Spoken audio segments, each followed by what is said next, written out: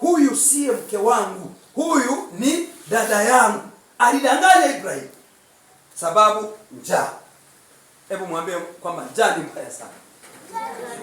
Tukazane kuidhibiti. Bwana Yesu asifiwe. Njaa ni mbaya. Mtu anapokuwa na njaa yuko tayari kumilikiwa. Wana wa Israeli kule Misri wakati ule walipomilikiwa na Farao, wana wa Israeli walikumbuka matango wakati Musa amewatoa, anasema kuna nchi ya ahadi, tunaelekea nchi ya ahadi ya Kanaani. Walikumbuka mpaka matango na nyama na samaki wa Misri, walikumbuka vitu vya Misri, mpaka maboga ya Misri wakakumbuka, kwa sababu ni njaa. Mtu njaa anapokuwa nayo anakuwa ni mtumwa wa njaa hiyo. Yuko tayari kufuata hata kitu ambacho kipo tofauti na jinsi ya mpango wa Mungu. Bwana Yesu asifiwe. Leo hii hata